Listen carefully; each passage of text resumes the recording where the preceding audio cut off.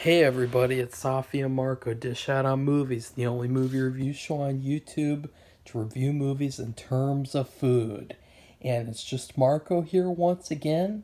I am here to review a fan request. It's not technically a fan request because they didn't officially say, I'd like you to watch this movie for the channel, or, please do a review of this movie. They just said that their favorite found footage movie was The Houses That October Built. Now, first off, let's talk about it. I love the title, but the title always confused me. Like, I heard all about this movie, I saw it on Netflix, and I saw the pictures, and I was like, what does that mean? The Houses That October Built? Like, it kind of sounds like an indie movie that's like, it's like a family movie where it takes place in the middle of nowhere, and maybe like October is like a bad guy and he built the house and people are living in it, or houses and people are living in them, and they're, I don't know, like it doesn't really speak to me and tell me like what the movie is about. But then when you understand what the movie is and you watch the movie, it's actually a really cool title, The Houses That October Built, because they're talking about haunted houses, and they're talking about, like, how October builds these houses. You have all these haunted houses. It's a simple but brilliant title. The pictures are not good though, and I'll say that. That's my first complaint. Automatically, bam. Those posters for these movies are trash. Complete and utter trash. Complete, they look like bottom of the barrel bargain bin Walmart movies. And I'll say that's a huge problem, because if those posters were better, I would have watched these movies a long time ago, and I would have already had my opinion made, and I wouldn't have even had to watch the movie. So, those posters for both movies, I haven't seen the second one yet, but damn, those posters are trash. They really do not help the movie either. Like with the first one, it's literally just, it's bleh. It's like vomit Photoshop, like photoshopping vomit with like a clown in the middle. Like, that doesn't tell me anything. That doesn't, it just, ugh, it's so cheap looking and so bad looking. Like, posters should have an art to them. Posters used to be so artistic. I mean, you look at like the old full moon movie posters, like for, even like the shitty full moon movies. You look at those posters and it's like, wow, now that looks like a great horror movie. And then, of course, you watch the movie and you find out different. But those were some great posters. Not anymore. Nowadays, they just put the least effort possible. As long as it tells you their stupid idea, which these posters don't even tell you the idea, but as long as it gets like the simplest thing across, then they just pass it on, and like that's the poster. And I really think that we need to start putting more effort into movie posters, because they're also a part of filmmaking. Like, I've been spending a lot of time on posters myself, and for the first project, it was only luck that my first drawing was the final poster, because it was such a cool drawing and it was just so good that it cannot be replicated. It cannot be improved. It is perfect. It's absolutely perfect. But people really need to step up their game nowadays, because there's so much competition, and at the end of the day, all we're gonna just have is a pile of crap to sort through, and we're just gonna be like, ugh. Like, you need to attract these idiots, these sheeple who watch Marvel movies, to watching these indie movies, because there's so many people nowadays, and what they do is, all they do is complain. Sound familiar? Well, all they do is complain about these big budget movies, but then they never go and watch or support indie movies. They never watch indie horror movies. But then they'll say something like, horror is dead, modern horror sucks. But then they won't watch like small horror movies. And the reason, part of the reason is because you guys don't put in enough effort. And this movie poster for the houses that October built, it was so bad. Ugh. Like, I want to print it out and use it as toilet paper. Like, maybe I will. Like, I'm not at that point yet, though. I don't want to be known as the guy who printed out a movie poster and used it as toilet paper. But I was seriously thinking about it after seeing this movie poster. Like, that poster is so bad that it makes me want to quit watching and reviewing movies. Like, that's how bad it is. It's just, it's so cheap and so bad. And now let's talk about the movie, okay? Because it's 6 minutes, I haven't even talked about the fucking movie. That's bad, but I guess it comes naturally when you review a movie a day, when you do daily videos. You get a little bored of just doing the same format. You want to talk about what you want to talk about. And this movie, honestly, it's hard because it doesn't give you a lot to talk about. It gives you a lot to complain about in like a good, bad way. Because this movie had a really good concept. I really liked the concept of dealing with haunted houses and talking about several points actually. Like, number one, how do you know who's working at these haunted houses? Who's working there? Pedophiles, murderers, drug dealers. How do you know these people, like, that they're all like, just normal people that don't have any ulterior motives to doing this job? This seasonal job. It's not a year-long thing to do haunted houses, or at least that's what I think. Because I don't know, are there haunted houses that run all year long? I don't know. And then, talking about certain haunted houses that are extreme haunted houses where, you don't know what's real and what's not, and you get kidnapped and you get tortured basically, which to me that's not a haunted house, that's torture. And it's really not something to it's not something to aspire to be, because haunted houses, I've never been to a haunted house. Well, okay, I went to one, and I'll tell this story now because it's in theme with this movie.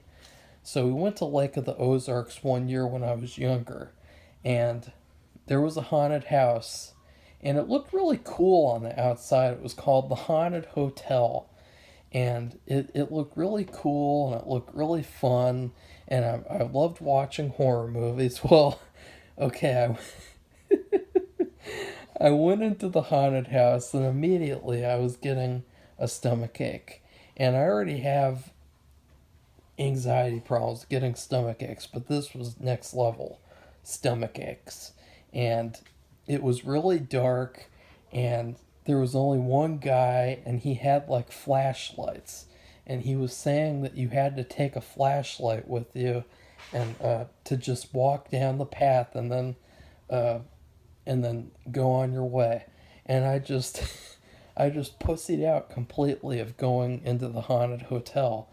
And I sat there with the guy, and we talked a little bit. He was like, he kind of reminded me of, when I picture him, he just reminds me of the guy from Night of the Living Dead, the original. The Tom guy, was he Tom?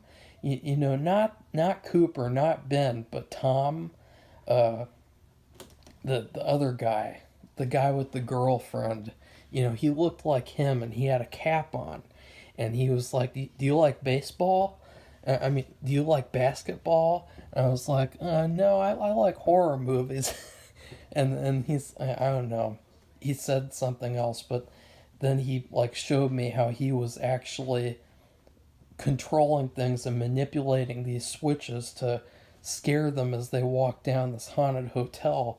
And I heard that it was pretty good, I guess, that like basically you looked into these hotel rooms, which, I don't know. I don't like the dark, and I wouldn't have liked that probably. So that's my one haunted house story. I've never been to any of them since. But I really like haunted houses. I really love haunted house movies. And so I was really looking forward to this one. The premise sounded really good. But then I got into the actual movie. And for starters, what is the foundation of a good movie? Characters. And story. The characters were kind of mediocre. They were basically cardboard cutouts. I remember Brandy because Brandy is a very unique name. It's a good name. I like it. And then I remember the bearded guy. I don't even remember his name though. Was it Jeff? I can't I can't fucking remember. I mean, it was so generic, such generic people, but you really didn't get to know them. Like, what did they do throughout the movie? They went to haunted houses, they got scared, uh, they ate junk food, they talked about, like, making dirty jokes, and that's it. Like, you didn't really get to know about them, you didn't really get to know about their character, they didn't have any character arcs, there was nothing to them at all. And that could be fine in a horror movie if the story is good. Now let's look at the story. The story is there's this really extreme haunted house called the Blue Skeleton. And I love that name. It's a really cool name for a haunted house, Blue Skeleton. Because you could do it for any. You could do red skeleton, you could do the green skeleton, you could do any color skeleton. But they chose blue, and that's cool. Blue is cool. So there's this extreme haunted house, but they don't have like any location. They're basically unmapped. And you basically have to find them, and then they kidnap you or something. Like, it's really. So they're touring all these different haunted houses in Texas, and they end up just being followed by these people. It's kind of weird because they're not really followed by the same people as much as they're followed by like different people, and people just kind of pop up, and like I can't really. Some of the parts too, they were hard to make out what was going on. Like I really couldn't tell. Like just it wasn't very. The story was there was a lot to be desired, and to be fair, in the movie, the bearded guy, he makes the point that horror is subjective and that what you're scared of is not what someone else is scared of. And so maybe this movie would be scary if I was someone else. It did make me uncomfortable at some points, especially the last portion, kinda. But then I got pissed off. And so this story, it was trash. I mean, it doesn't really make any sense. Like when you really think it out logically, it doesn't make any sense. And if you take out the logic, it makes even less sense because you're just sitting there like, okay, there's another person in a costume, there's something random happening, there's something happening, and it really doesn't come together ever. I mean, at the end, I guess it comes together in like this really contrived, kind of like boring, lame way, but. And so I wasn't a huge fan of the movie, but I can't say that it was completely garbage. It had a really good atmosphere, and it really put me in the Halloween mood. And so I think that that's cool because there's a lot of movies that there are a lot of horror movies. They don't take place around Halloween, or if they do, they don't make you feel like they take place on Halloween. Well, this movie, it tells you it's leading up to Halloween, then the final night is Halloween, and it makes you feel like you're in that time period. So that's good. We need that. We need more movies like that put you in the Halloween spirit, the Halloween mood. But what is there good to say? Okay, this isn't technically good, but it's all I got. I'm sorry. It was entertaining. I mean, it wasn't as bad as people make it out to be. Like, there's a lot of people who say this movie's like a 0 out of 10. It's terrible. I wouldn't say that at all. I would say that it seems like they put a lot of effort into making this movie, and it really showed. And so I applaud them for their effort. But there was a really funny. There were multiple really really funny points, like that just made me. It just made me.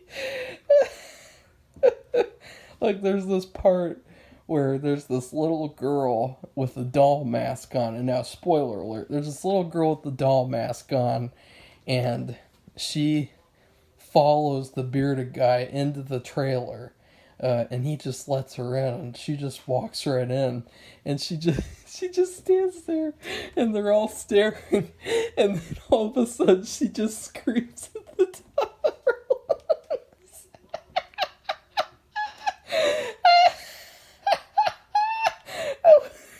It was so funny.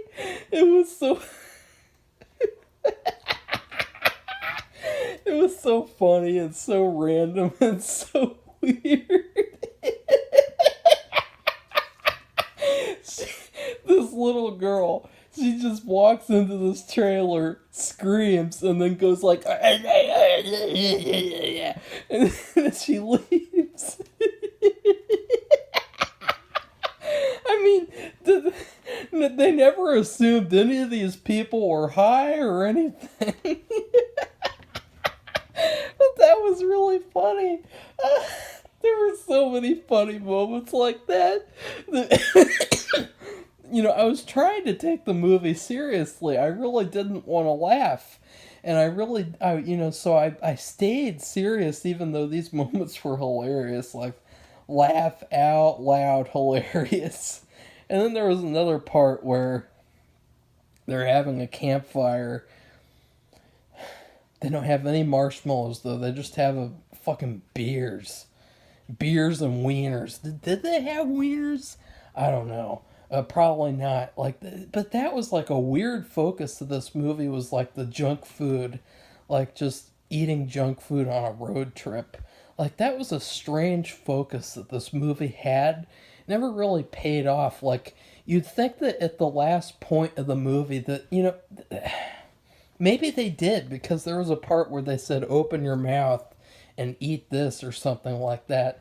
I was really expecting, like, for them to eat, like, bugs and things or something, like, really gross and be, like, force-fed something gross to, like, mirror how the whole movie they've been eating the junk food on this road trip. Something like that. I guess that's just too deep. But they were at this campfire, and then this big hulking guy comes out with like a skull face on, and he's like, "You stand by the campfire." and they're talking about, like, this area is the backwoods. There's no rules around here. And then the guy's like, "What do you mean, backwoods?" And they just awkwardly stare.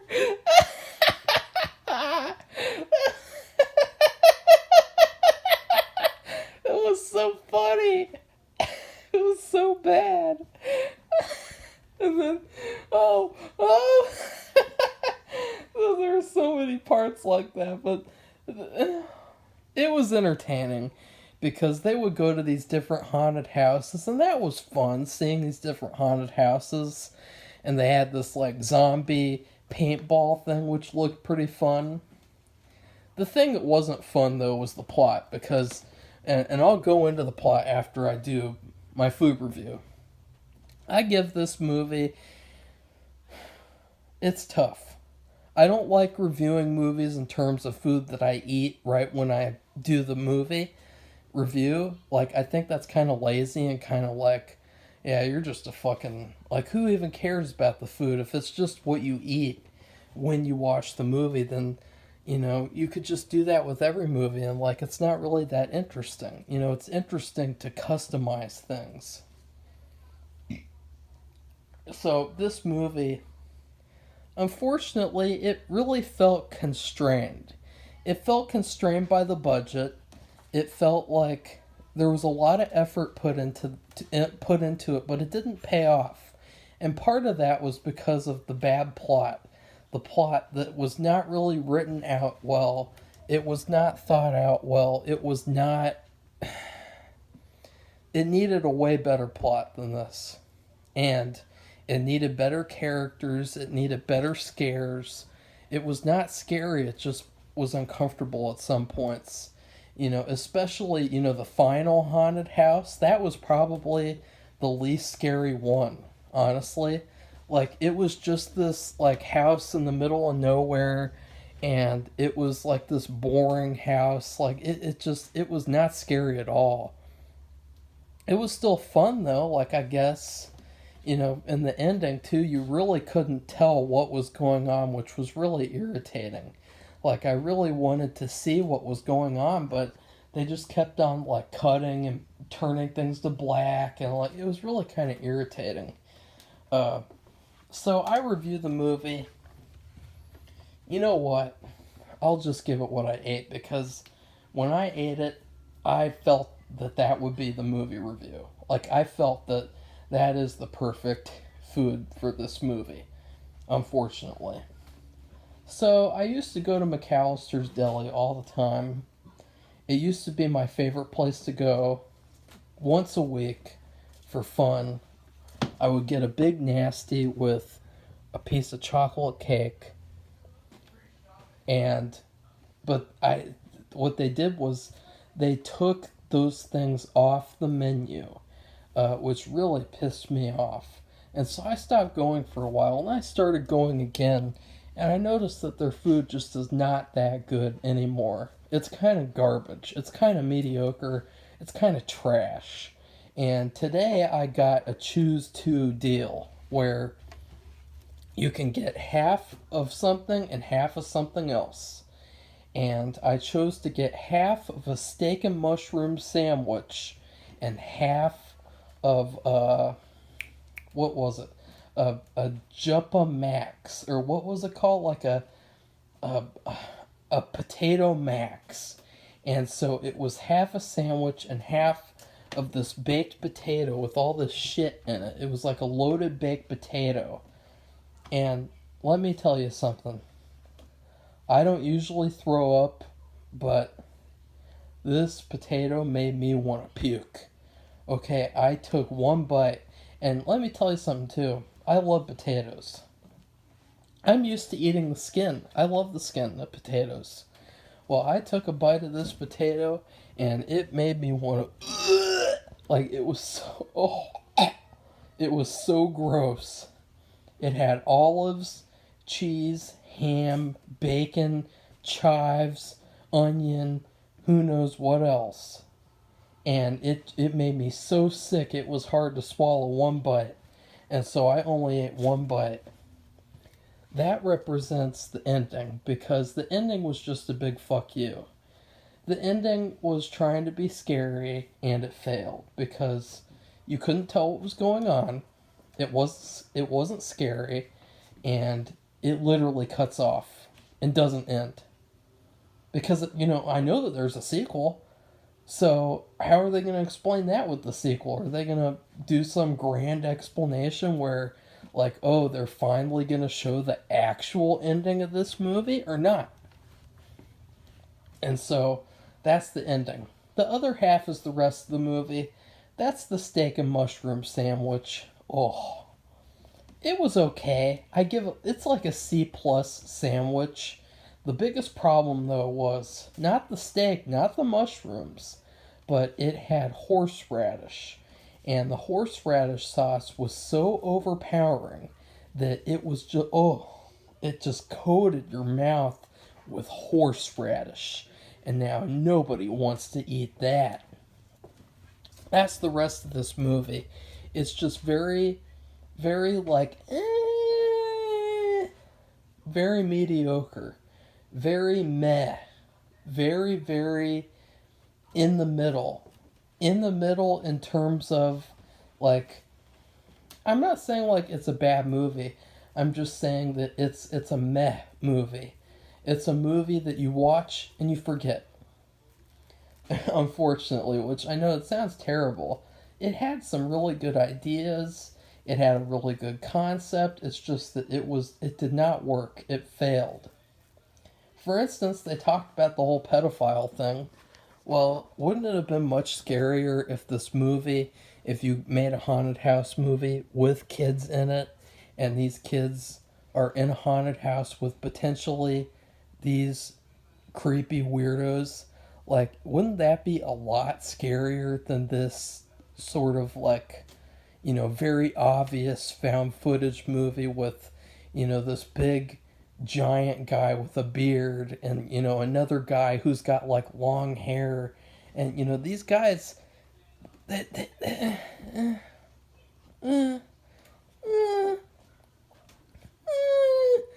what I have to say about this movie. It's just one giant meh.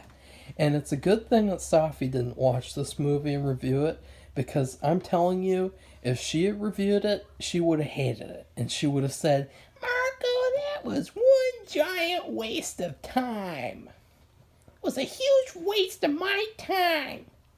So, now let's get into spoilers. Basically, Blue Skeleton follows them around the whole movie, but we're not really sure if it is just the Blue Skeleton. That's what's frustrating, because you have like the big black guy with the skull face, who got next to the campfire. Like he wasn't a part of Blue Skeleton. He was a part of the haunted house in that area. And then there was the one clown who wanted to see their camera with the videotapes. Honestly, that was pretty scary. That was like an uncomfortable moment. But like these characters, like how many of them were a part of the Blue Skeleton? Because there's this one part where these two guys tell the main character about the place and say, this is really crazy haunted house that we went to. But it's really, to me, I would say, from my theory, that those hoodlums were a part of the Blue Skeleton themselves. And they were just recruiters who basically would lure people into this haunted experience where they would all get killed. And so that's the next thing, is that at the end they all die, or so it seems. They all get taken to the haunted house, they all get kidnapped, and they basically get locked up in coffins and die. And it's not really clear, it's very unclear. And then it literally just cuts off, and it's just like a big fuck you. I hated that. I really don't like fuck you endings at all. And this was the biggest fuck you ending of the year in terms of that. But the question is, number one, okay, so it's not a real haunted house. It's a facade so that these people can kill you? Like, why? Why? Like, why?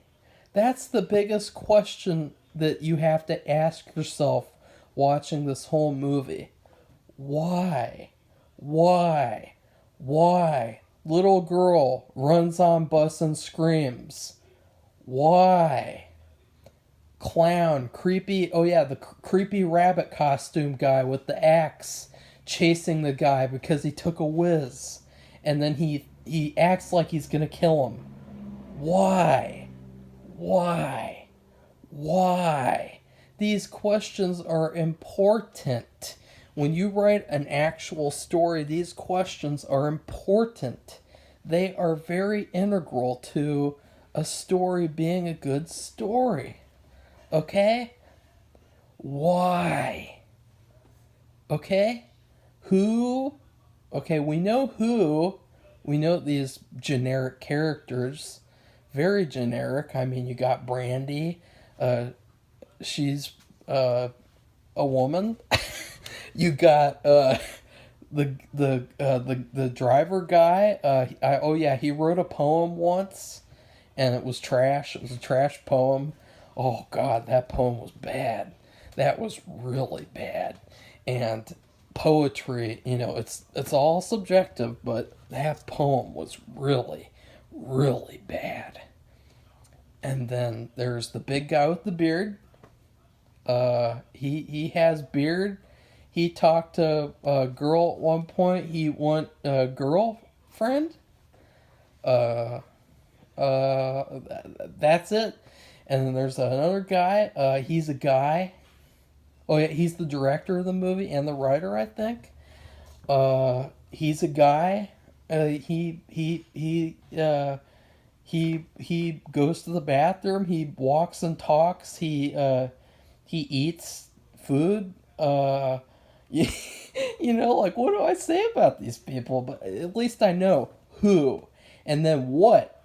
Okay, this movie is what? Well, there's haunted house thing. Crazy haunted house, kill people. Okay, that's what. Now, where? Texas. Easy. Question answered. Done. But the one question that nobody asked when they wrote this movie, nobody asked this question. The question is why? Why? It's a very simple question. It's literally only one word, and this one word breaks the entire film. Why? Okay? This haunted house, they kill people. Why? Okay, who are these people who run this haunted house? That is a general question that I would like to know. You have a good horror movie like Texas Chainsaw Massacre. Well, in that movie, that Leatherface, the cook, Nubbins is, I guess, what they decided to call that guy, the hitchhiker. And you had, was there another one? The grandpa and the grandma, I guess you consider them members of the family. Trash. Not members of the family at all. That's another entirely separate discussion. But that those people are the leaders. That those are the villains of that movie. Well, in this movie, you don't know. It's the guys in the masks. All those guys in the masks. That's it. They play music in the car. There was a scary moment at one point. They pick up the camera and they go into the women's restroom and they're harassing Brandy, and that was incredibly creepy. And I thought that was going to lead somewhere. It didn't, and therefore the movie was not very scary. I mean, you could have done something off camera. They could have assaulted her on camera, and then we never see it, and then we see the main characters watch it happen on the camera, and we see their reaction. Or we hear it happening on the camera while they're watching it, and that's all we know. Like, wouldn't that have been a lot scarier? No, of course not, because we had to do the very incoherent ending. But back to my main point, these characters have no characters, especially the villains. There was this one clown too, and he was following them, and I was really looking forward to that clown being like the head of the villains, and really looking forward to like seeing that this is like an iconic group of villains. Like, this is a group of villains that will live in horror infamy, and you do not want to mess with this haunted house. But no, nothing like that. We don't get any sort of explanation at all, and that's just not interesting. It's just not interesting. It's not scary. It's just kind of like it's there. It just happens. And you can't really put yourself in their position if you don't understand or comprehend like why and what's going on. Like, let's say that this was a real haunted house, and they let them go in the next movie, which I'm gonna watch the next movie just to see what the fuck happens. Probably not today because I want to work on my own movie, and that movie script is a million times better than this script. Not to brag, but it is. And the whole movie, I just was thinking like, wow, I hope I can't wait to see mine because I'm a viewer too. I'm an audience member too, and just watching this trash is like it's like an incredibly boring thing to have to do. It's such a drag. It's such a huge drag to have to watch these bad movies and then to have to explain like why they're bad. It's like why they're bad. The answer is right in front of you. Like if this is a real haunted house, then why are they killing these people? If this is a real haunted house, then why are they